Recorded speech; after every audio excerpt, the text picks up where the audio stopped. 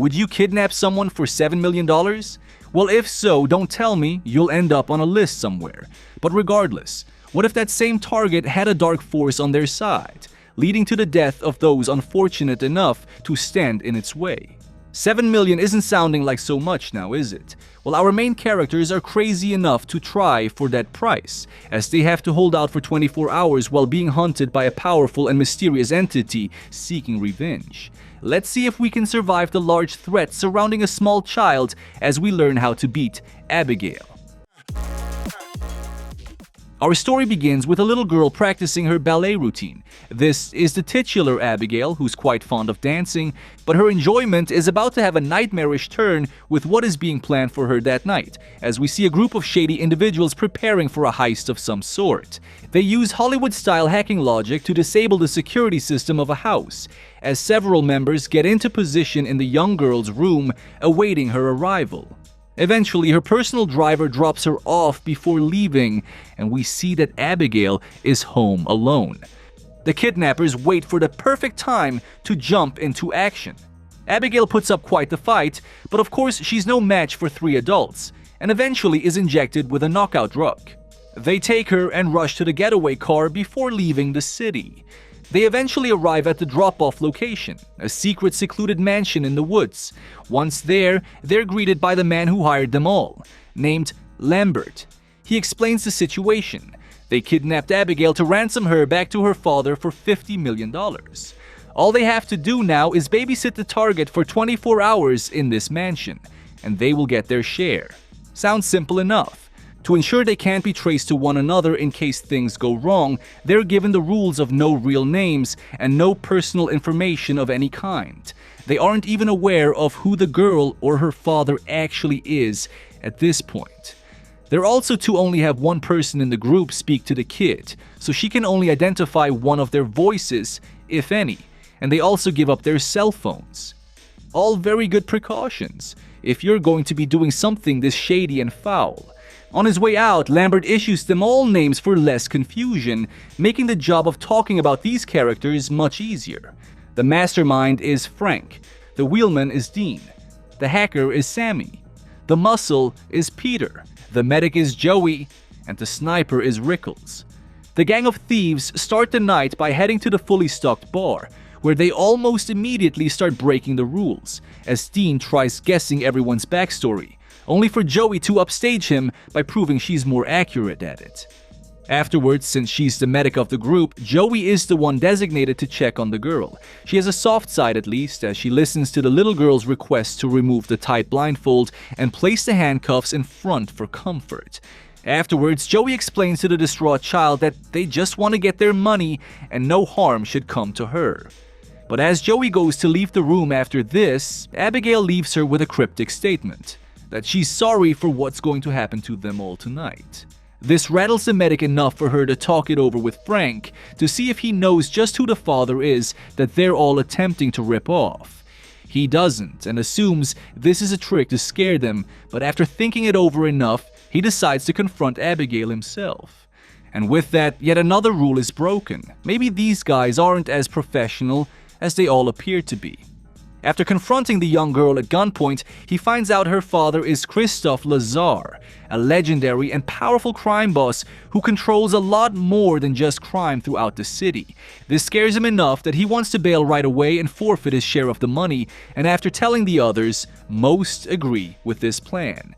Problem is, thanks to Joey removing the blindfold and Frank breaking the only one person talks to the kid rule, the girl has seen his face, and thanks to their bonding at the bar, everyone knows a bit about each other.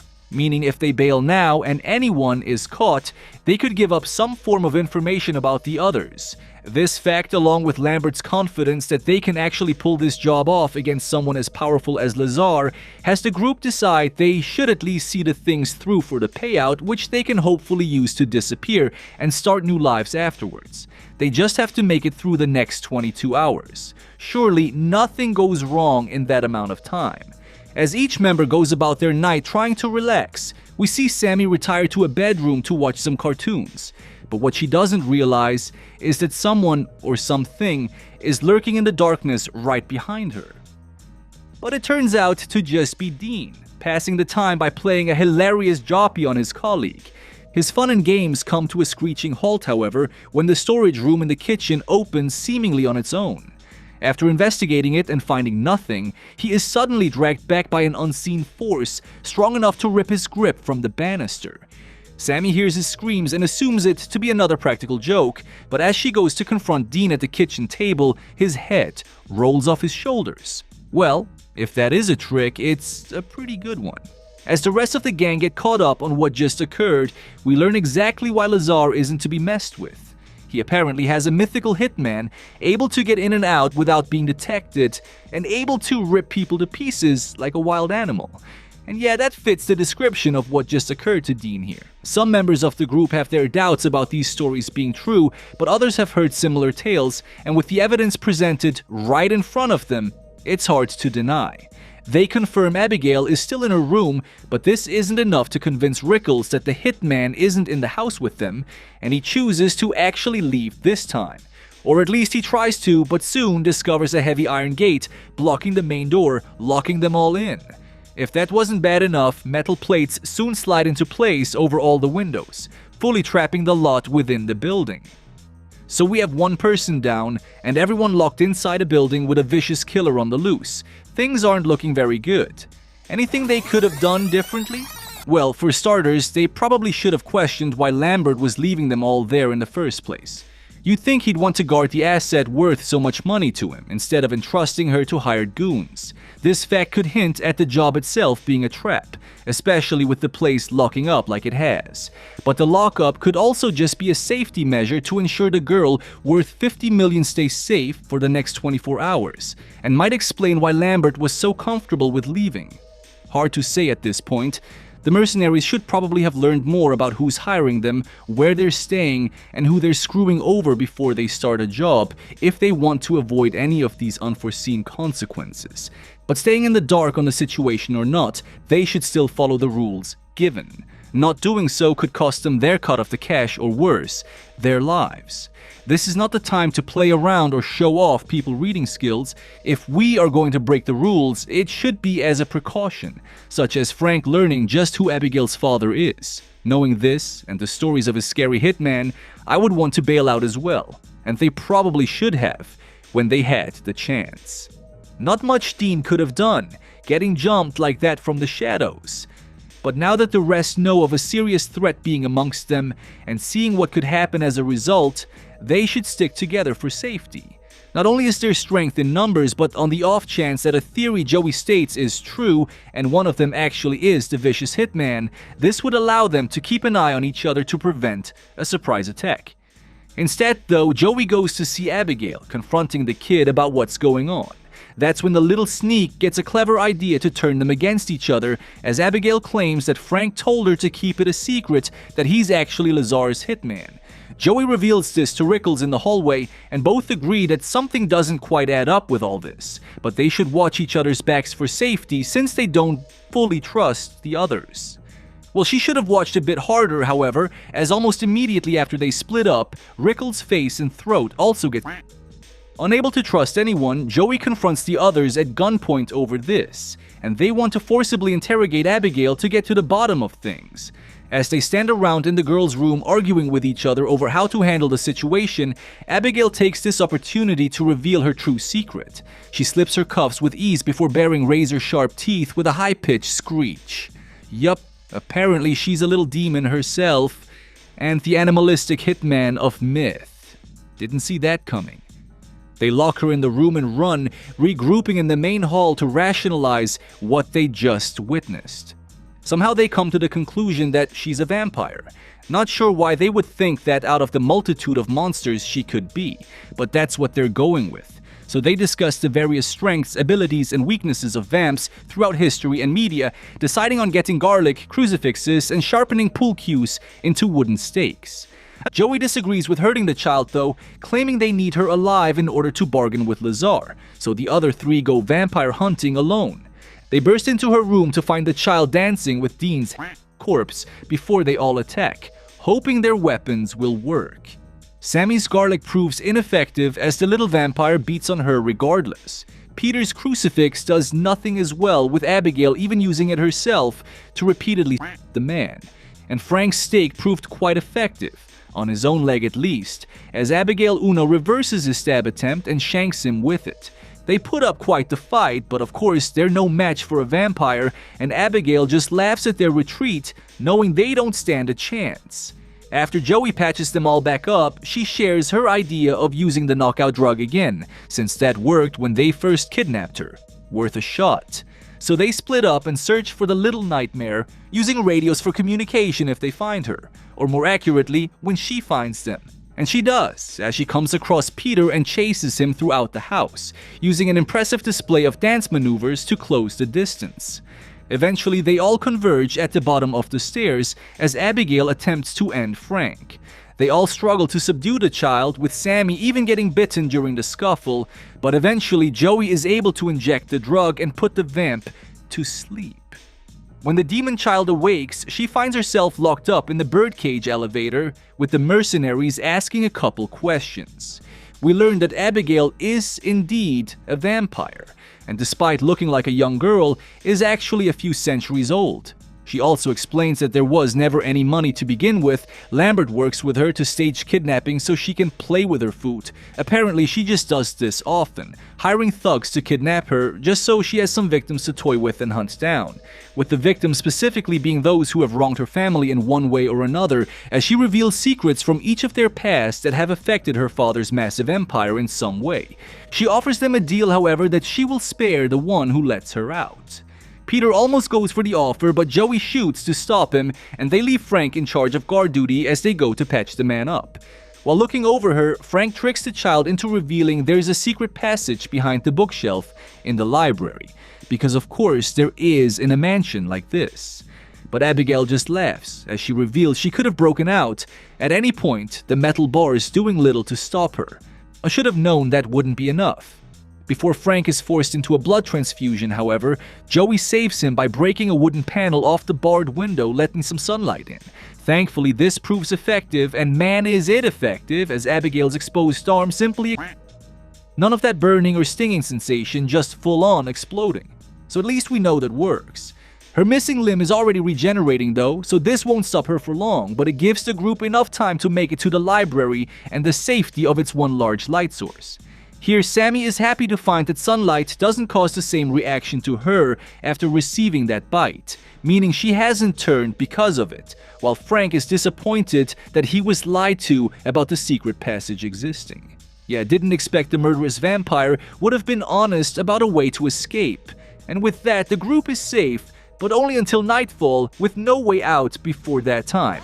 Anything else they could have done? Well, as they even state in the film, there are several different types of vampires in media, and even throughout legends and stories, there are conflicting bits of information. While it still wouldn't hurt to know and try any and all of these, we shouldn't depend on them as fact. Especially since we don't even have any evidence Abigail is in fact a vampire. I mean, all of her teeth were sharp, not just the canines typically seen on vampires, and she even had a pulse when drugged and asleep according to Joey. Something not typical with most depictions of vamps. Still, some things seem more useful to try than others, such as a stake through the heart. Regardless of what kind of creature she is, a stake through the heart will likely still do some damage. But a safer approach is for her to come to us. We should hold up a defense somewhere and barricade the entrance, and ideally have some sort of emergency escape out of the area as well. Once there, we simply wait with all of the tools and weapons we gathered. This way, we stick together to help each other out instead of risking getting isolated, like they do when splitting up in the film. It also allows us to see if the garlic or crosses would repel her without having to risk ourselves in the process, as we can set them up as a security system around the entrance. Once she shows, we just jump her with our stakes and syringe, hoping it's enough to subdue the creature. Regardless of how we do it though, once we have the kid unconscious, we have two options. Keep her alive for information and to possibly trade with her father, or her while she's defenseless. I say to do the latter, as we don't know the full extent of her power, but we do know she is a violent threat that we likely won't be able to deal with otherwise. We should drive a stake through her heart while we can. especially since for all we know that might not even finish her off fully, what with that insane regeneration of hers. If we are keeping her alive though, we might want to do so with several chains and bindings, maybe even nail her arms and legs down, or constantly remove them with a saw as they regrow. This is violent and brutal, but it ensures our safety, and if she can heal like we've seen, she should survive just fine. It beats assuming an ancient elevator door could contain her. The hacker now gets an idea if they can find a security system for the house, maybe they can reset it and allow themselves to escape. Worth a shot, and they're at least splitting up into groups of 2. Better than going out as individuals at least. Unfortunately for them, Abigail activates her special ability where she can link up with Sammy, having bitten her once before. The hacker notices this and attempts to warn Peter, but is unable to before fully falling under the vampire's spell. Now fully possessed by the little girl and mimicking all of her actions like a puppet, she attacks her former teammate's life. To be extra devious, Abigail speaks through Sammy to call the other 2 for help, luring them to their doom. Thankfully, Joey sees right through this, and the 2 are able to make it back to the library. There the sun has shifted a bit, but it's in the perfect position to be reflected off a silver tray and onto the vampire puppet, ending Sammy in an instant. The remaining 2 survivors now discover that the passage behind the bookshelf was in fact real, and with little other options, decide to explore it. There they discover the surveillance room, and in it is also Lambert, who was watching this entire time and let them back here to make a deal. He shows that he too is a vampire turned by Abigail and forced to do her bidding as a servant, and he's sick of it. He offers Frank the opportunity to be fully turned, not just a slave puppet like Sammy, and to help him overthrow the girl and the rest of Lazar's empire. With the alternative being death by dismemberment and the promise of so much power, Frank accepts. He's fed some of Lambert's blood and painfully transforms into a full-fledged fang-bearer on the spot. Lambert next offers Joey to be Frank's first victim, but the newly sired vamp has his eyes set on someone else, as he stabs Lambert through the heart. Looks like that method is quite effective indeed. Didn't realize vampires were so volatile. Abigail now shows up, unfazed by the death of Lambert, and attacks Frank.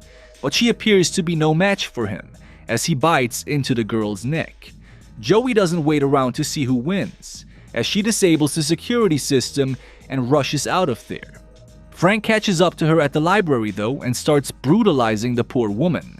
Seems being turned into a vampire makes you into an evil as well, as he toys with her and beats her slowly, revealing that he even plans on puppeting her to kill her own family. Seriously, what about being a vamp requires you to be this needlessly cruel? He might regret taking his time though, as Abigail has now fully healed and comes to Joey's aid, agreeing to let the woman live if she helps her take down this newly made monster. Despite the fight now being 2 against 1, Frank proves to be very difficult to go against, even almost defeating the pair. But eventually, they get the upper hand and by working together, drive a stake through his chest. True to her word, Abigail now lets Joey go, telling her that simply being there for her son at home will be enough.